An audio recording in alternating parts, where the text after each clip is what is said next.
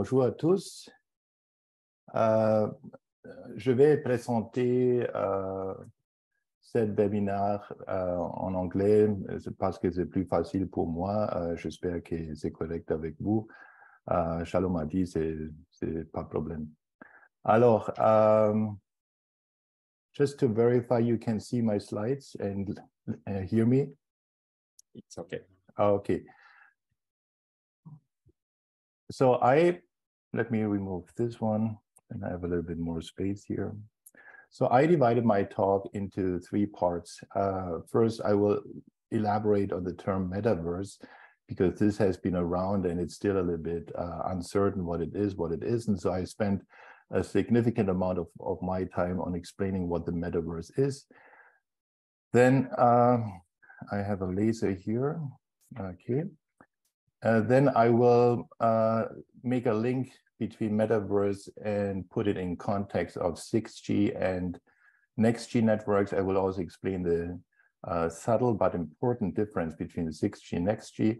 And finally, I will explain to you how metaverse, 6G and next G might transform today's mobile internet into a peak experience machine. So let's start with metaverse. So historically speaking, to become literate, one had to belong to church or come from money until about 1450, because this is when the printing press was invented by Johannes Gutenberg. In hindsight, it's called the most influential invention of last millennium because it has a significant impact on disrupting society.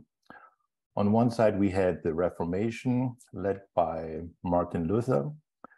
And the interesting part is to make a connection or an analogy between Reformation and today's internet. So recall the printing press was invented 1450, but Martin Luther was born 1483. So that means 33 years later.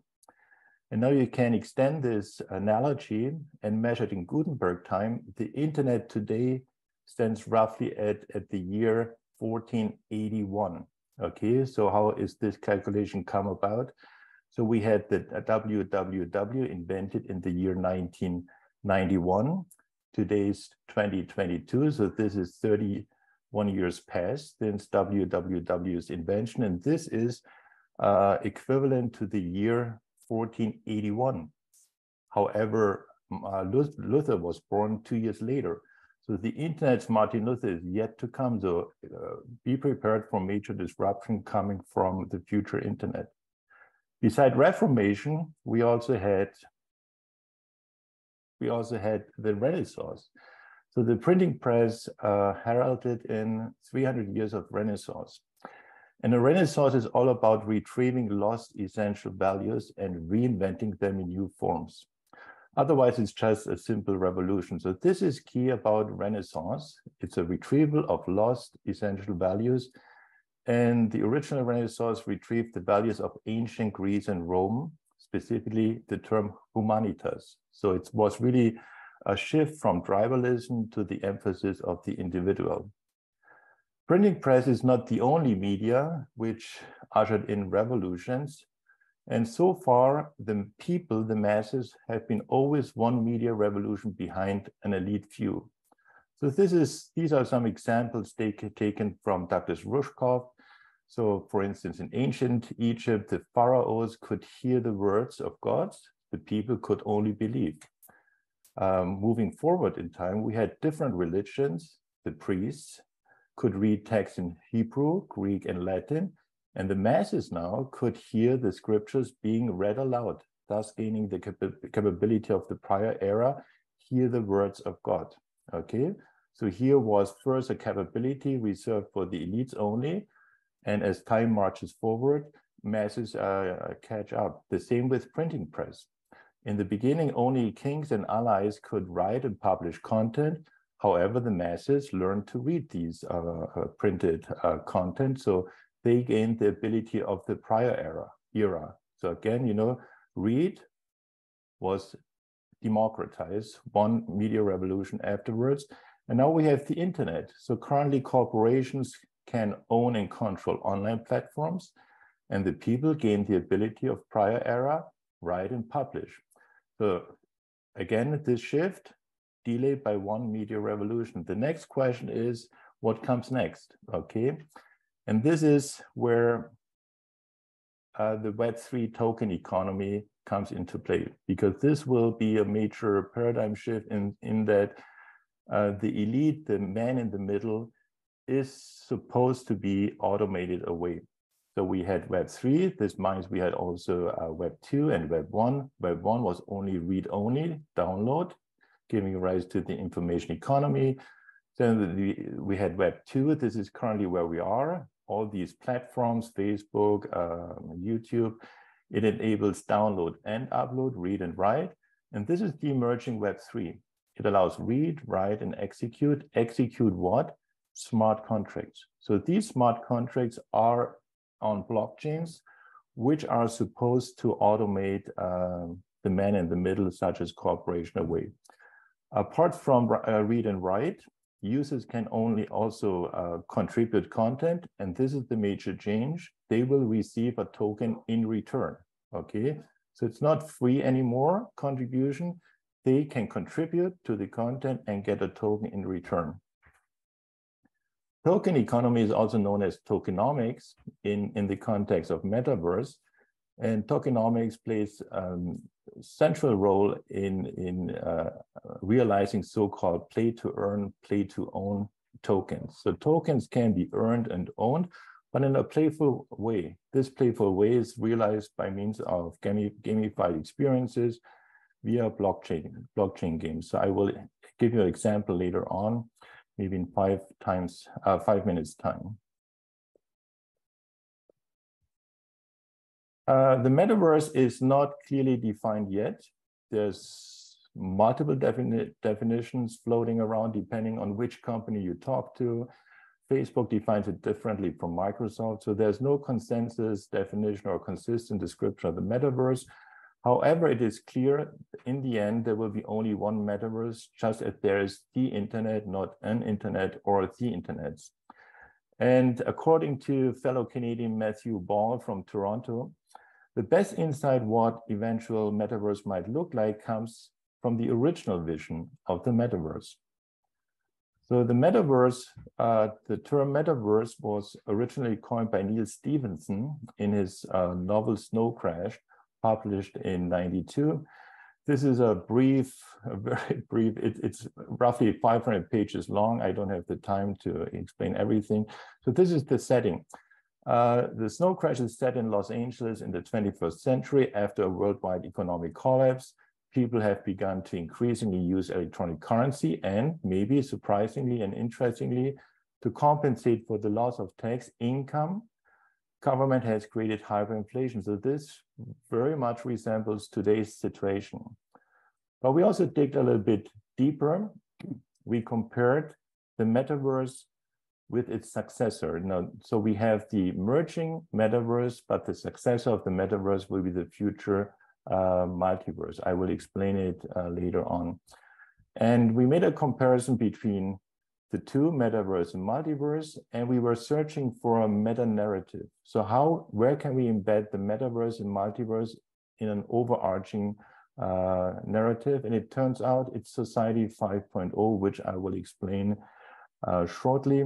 So there are a number of surprising commonalities and only subtle differences between metaverse, multiverse, and Society 5.0. Interestingly, all three of them include wide-ranging topics, even religious, spiritual dimensions. They leverage on ancient knowledge. And here's the interesting part.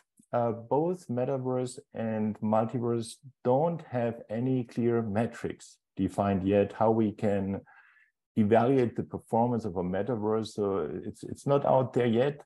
And this is where Society 5.0 might come in very, very useful, because Society 5.0 makes the effort of defining more complex metrics for measuring the advancement of human capabilities, including social mobility and equity. So what is this Society 5.0? So we are all aware of industrial revolution, industry 4.0. It's all about digital transformation, AI, IoT, blockchain, which gave rise to the information society known as Society 4.0. And now we have this mysterious Society 5.0. It's still in the emergence, and it's very much about an imagination society. So it's really up to research.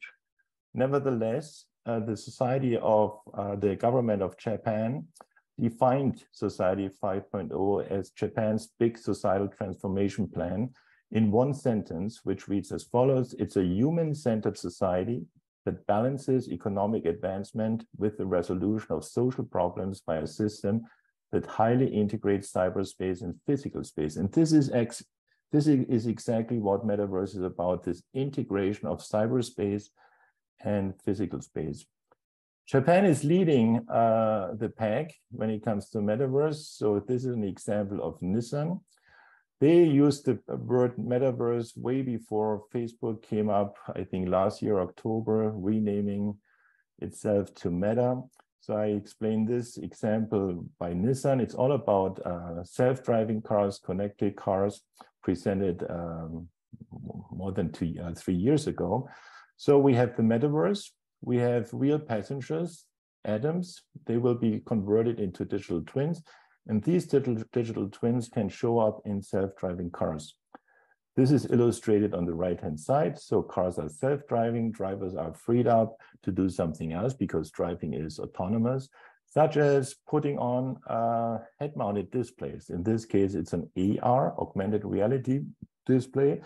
And during a ride, they can interact with avatars, digital twins, which pop up next to them in the car. And this can be for entertainment, but also for information, such as local tourist information. In this prototype, Nissan exploited so-called wearables. So this is a head-mounted display, AR, but in the long run, Nissan wants to transform car windshields into Metaverse portals. What we did in our research, we took this idea from a limited connected car context and broadened it to a generic internet context. And our approach is called Internet of No Things. In all fairness, the term Internet of No Things was first coined by Demos Helsinki founder Rupert Morka back in 2015. So today's gadget-based internet, mostly based on smartphones, will undergo 3 transitional steps. So wearables will be increasingly replaced with wearables. Think of head-mounted displays, Oculus Quest 2, or HoloLens 2 AR headsets. And in the long run, these wearables will be disappearing into the environment, surroundings, and will be replaced by nearables such as AI-enhanced MEC, MEC standing for multi-access edge computing. To give you a better idea what the Internet of No Things looks like, so this is the architecture. We have 2 areas, the offline and online. Offline, human users might interact with other humans or robots in terms of by means of teleoperation. Humans and robots have access to a shared fiber backhaul via mesh front end or cellular base station. This shared fiber backhaul gives access to internet, where we combine the 3 evolutionary phases of mobile computing. More specifically, we exploited ubiquitous computing in nearables, pervasive computing in wearables and wearables, but also persuasive computing. So persuasive computing is one type of mobile computing which aims at changing the behavior of users. Okay, so users have an online experience such as inter-avatar events, but this online experience lasts even after the online experience is over. Okay, so we implemented the Internet of No Things in our lab. This is 2 of our PhD students, Sajjad and Abdel Jalil. At the center, we put the human user, and he or she might engage into human-robot embodied communication, such as Pepper, social robot Pepper, At the same time, a human user might engage in human avatar online communication. In addition, a user wears VR goggles and has access to IBM Watson's empathic AI services.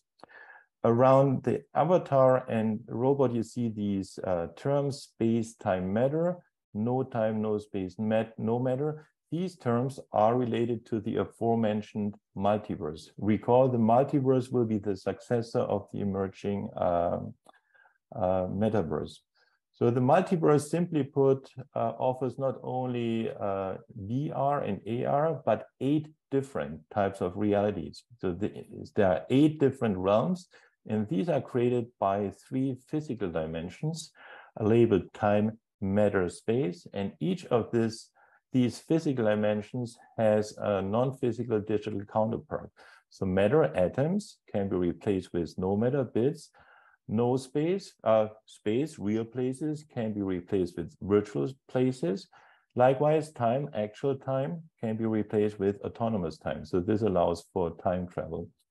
The interesting part is how to use the multiverse in order to create experiences, and even more interestingly, experience journeys. So a user starts in one realm, and during a given experience, the user can go from one realm to another one, or even a third or fourth one.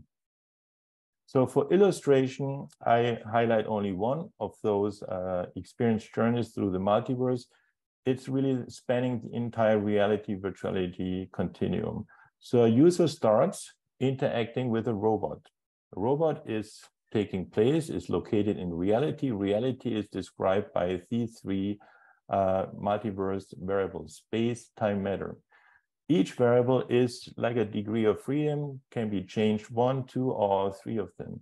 If you change all 3 of them, you have no space, no time, no matter, and this is the realm virtuality, the home of avatar. So in our lab, we ran experiments with real human users.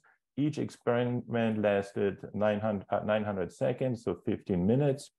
And we were interested in measuring the emotions, the emotional experience of end users using empathetic AI services from IBM Watson. So in the first part, reality, user interacted with a robot. You see there's no clear tendency, it's very messy. But once users enter the transition phase from reality to virtuality, things become much clearer. So these 3 curves are the positive emotions: confidence, analytical, and joy. And you can see here, all 3 emotions become not only very stable, but also high in value. 1 is the maximum. And this line is constantly decreasing. It's tentative emotion. So this is neutral. But this also indicates that users get very much involved, engaged in virtual realms than in real realms. Remember that in Metaverse, play to own, play to earn tokens is key. Okay, so blockchain games. So this is another example to illustrate what happens when we blockchainize classical games such as Trust Game. Trust Game is a widely studied game in behavioral economics.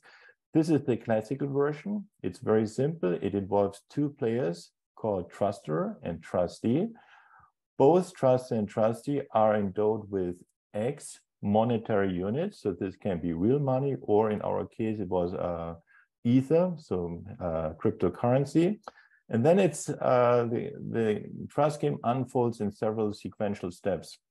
So the first step is the truster is asked to send a fraction p somewhere between 0 and 1 of his or her endowment to a man in the middle, experimenter. The experimenter multiplies this fraction p by a factor of k larger than 1, typically 2 or 3, and forwards it to the trustee. The trustee could walk away because they don't know each other. They are completely anonymous to each other. They play across the internet. The interesting part is the response of the trustee after receiving something from the truster. So is there a reciprocity to be observed? So is the trustee returning something to the truster or not? Even though he could or she could easily walk away because they don't know each other, We made sure it's complete anonymous. It's played so this is was very interesting to observe. This was the challenge we wanted to see. The first step is we blockchainized the trust scheme. Okay, we use blockchain technologies, so we extended it to a multi-player and player version. So it's not limited to 2 players. There can be any number of players playing together across the internet. We used a smart contract to replace the man in the middle, the experimenter. So the experimenter contract is simply a smart contract. Then you might use a number of different blockchain tools out there, such as Aletheo or Etherscan, in order to remotely monitor the activities among these players. So this was observed by humans, and these human observers had also the capability to on-chain their decisions, their vote, okay? So they could impact the game by voting on which player behaves nicely, which player should be rewarded, which player should be punished, you know, kind of punish, reward, all in terms of cryptocurrencies either. And this is now the interesting part, how technology really changes human behavior using very simple mechanisms such as the blockchain mechanism deposit in Oracle. This is just for highlighting the surprisingly high impact of simple technological mechanisms on human behavior. So I will talk you through this. So first, on the left-hand side, without any Oracle, no observers at all, and we start with a classical trust game, 2 players. And then on the x-axis, we have a mechanism deposit. Okay, deposit in terms of either. It ranges from 0, no deposit, up to the full endowment. The deposit is done by the trustee, by the second player. Okay, so the deposit is defined this. The trustee is asked to deposit something. If he or she returns something, reciprocates, he will receive his or her a deposit back. Okay, so it will be reimbursed. However, if she or he decides not to reciprocate, this deposit will be cashed in. So let's start with the classical trust scheme. There's no blockchain mechanism involved, so the deposit equals 0. And let's first focus on the blue curve. This is the normalized reciprocity. Normalized reciprocity is simply the ratio of Q and P. So Q is the response of the trustee, and P is, let's say, the generosity of the truster, okay? And you can see without any deposit, a normalized reciprocity is below 20%. Using a deposit of as small as 2 Ether only, so this is 20% of the trustee's endowment, changes the human behavior significantly. So from 18%, it jumps up to roughly 80%. Having only a simple mechanism, the trustee behaves completely different. Okay, and this, you don't need to increase it further, the deposit, it doesn't yield to significantly different results. So having a deposit already changes human behavior surprisingly much. The red line is the social efficiency. The social efficiency is the total payoff for both truster and trustee. Okay, and here you can see, okay, in the beginning, there's no impact of the deposit on the social efficiency, only if the trustee is willing to give in his or her complete endowment. The truster also agrees, okay, I also input my entire endowment, reaching a social efficiency of 100%, the maximum. So the question is, can we change the social efficiency by a second blockchain mechanism, the Oracle? And this is the right-hand figure. You can see again, x-axis, we have the deposit in play. In addition, we use Oracle. So both truster and trustee are informed your actions are observed by an Oracle, by human observers. And surprisingly, again, even for a deposit of 0, meaning no deposit at all, the social efficiency jumps from roughly 80% up to, this is the mean value, but this is the instantaneous value, up to, there are instances up to 100%. But just telling them, truster and trustee, you are observed by human observers, changes human behavior significantly. I emphasize this because I will get back to this, the power of technology impacting human behavior. Sure, it can be a negative way, but also a positive way.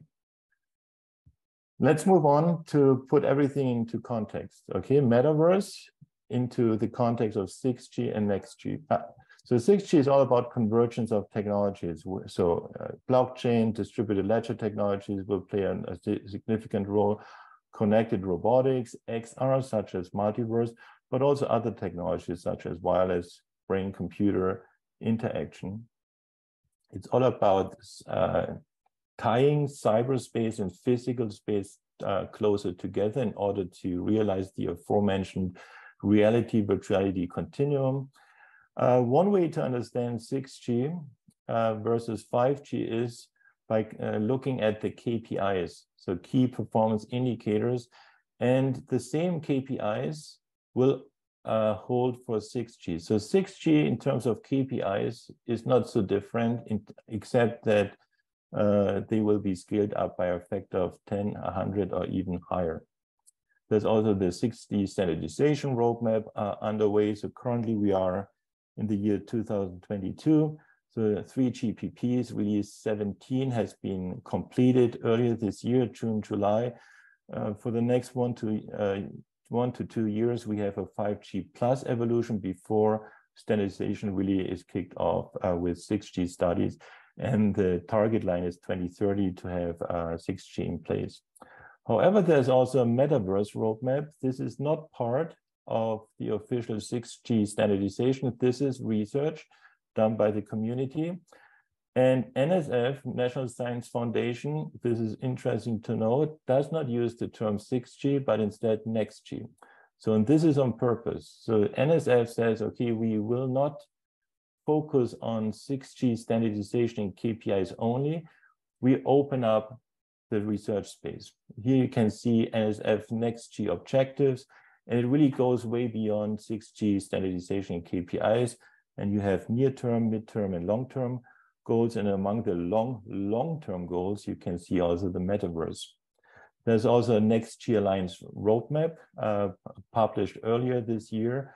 And the Next G Alliance is this alliance which involves all these over-the-top internet players. So Apple, Amazon, Google, this is the alliance to watch for.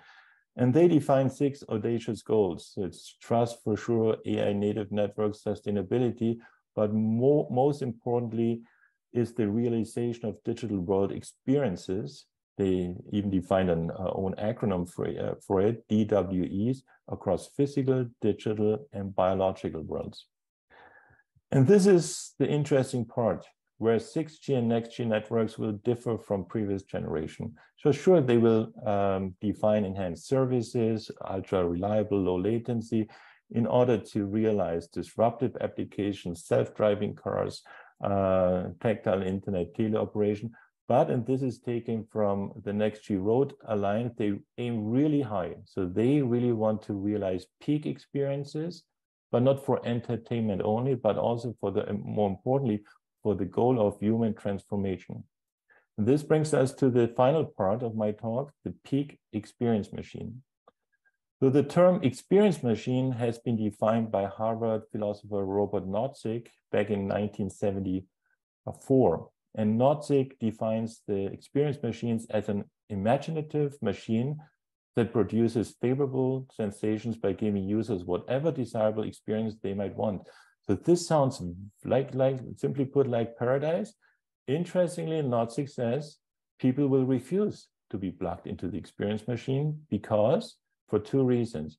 First, people want to do the actions and not just have the experience, but also there's no actual contact with a deeper reality. So Nozick argues, even if there's a wonderful, sensational experience machine out there, machines will not be interested unless you can reverse his argument. People might plug into the experience machine if it's not only passive experiences, but active experiences, and if there's a deeper reality. So recently there's been a move from conventional experiences you know them, YouTube, etc., to peak experiences. So recently, New York Times reported on Facebook's next target, the so-called religious experience. So Facebook is really reaching out to faith groups in order to realize the religious experience across the internet. The religious experience is well known in the area of cognitive science in the context of the unitary continuum, which spans increasing degrees of perceived unity. So in normal life, we have ourselves separated from world, but there are different types of experiences out there where the self overlaps increasingly with the world. So this is flow, mindfulness, gratitude, inspiration, all up the way to religious experiences such as peak and even mystical experiences.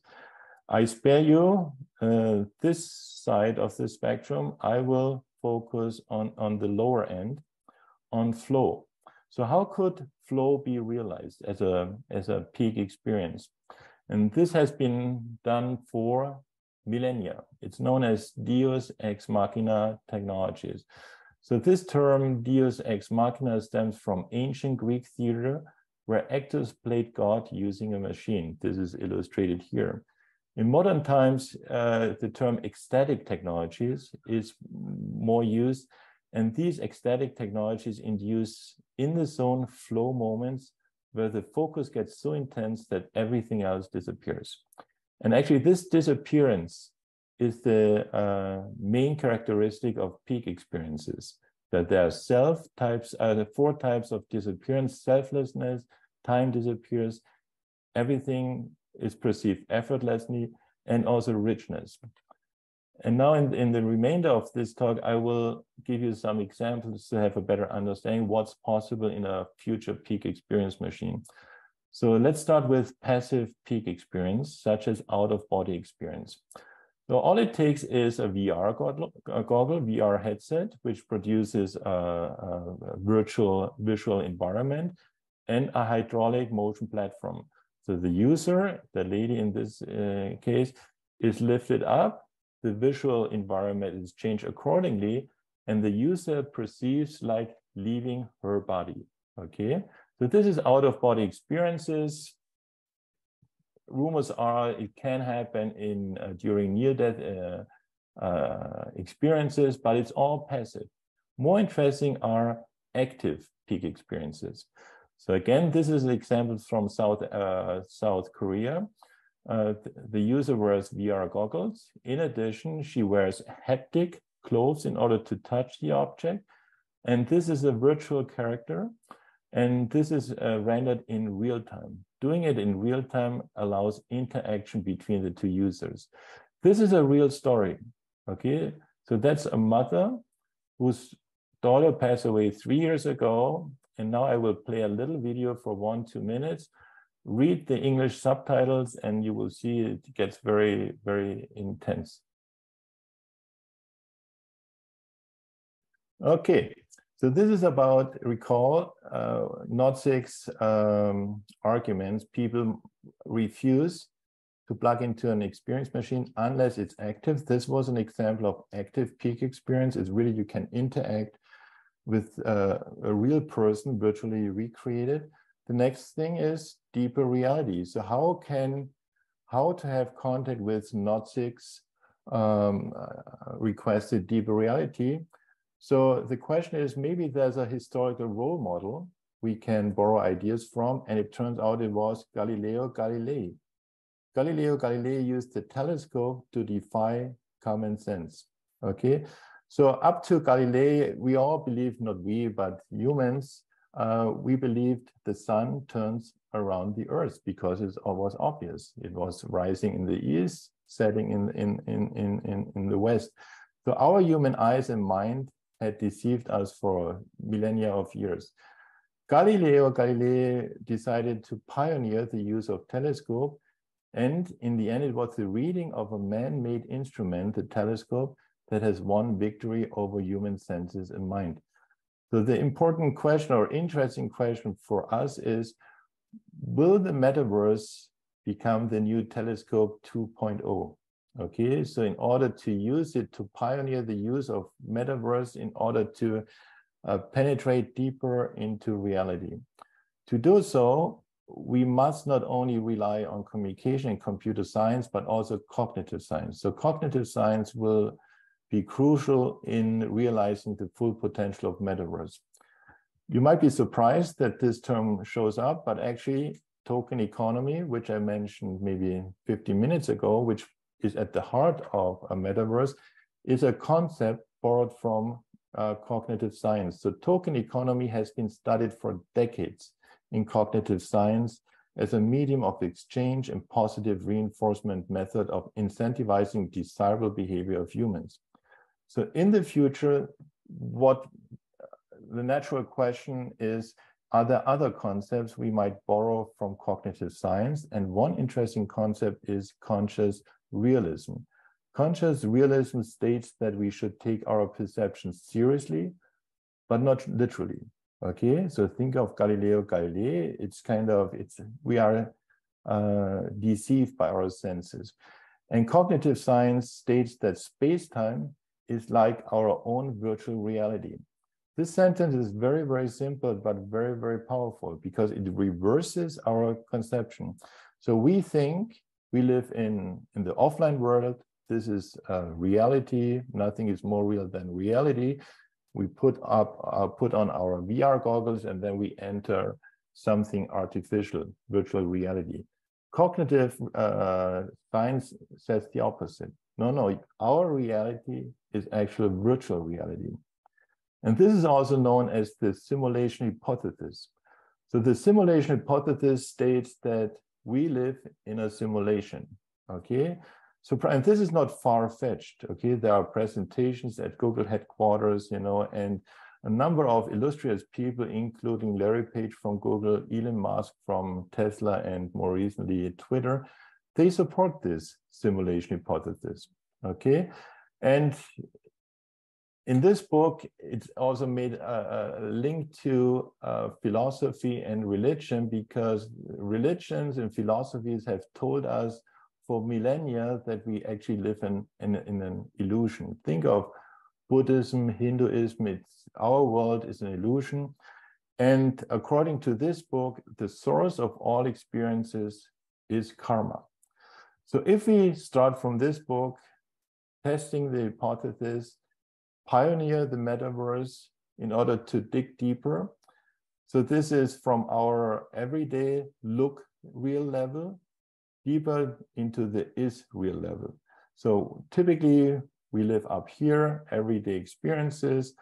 We do this, we do that. There are certain cause effect relationship we think we have fully control of, but it turns out that even though two different people make the same causes, the outcome is very different. And according to the simulation hypothesis, it's all about karmic seeds. Okay, so at a lower level is real level, our looks real level is guided, and we have to reinvest from time to time in order to keep these seeds cracking and popping up. So this is the karmic feedback loop, okay? But it's widely known as simply what goes around comes around.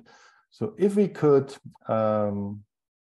exploit the metaverse in order to validate the real existence of karma, this would have a huge impact on society, because out of a sudden, people would become more pro-social, okay? They are willing to interact with their environment, with other society members in a constructive way, because they are afraid or are hoping that their deeds come back to them, that they don't backfire in a negative way. And this is more or less where we are. So it's something, this talk, I talk about the metaverse. So the metaverse will be really a major paradigm shift from a 2D internet, only looking at the internet, to stepping into the internet, really surrounded by the internet. It falls into 6G and next G, especially next G, which goes beyond 6G KPIs and standardization, and hopefully gives rise to a peak experience machine which transforms our behavior And this might be similar to Luther's Reformation or even the Renaissance, okay? This would be our hope, that the peak experience machine ushers in a new Renaissance where we find and retrieve old values. This concludes my, this is further reading. In case you want to read this and much more, I don't have time to cover here. There's a book coming forth next year, January 23rd, published by Wiley IEEE Press. And this concludes my talk. I'm happy to answer questions.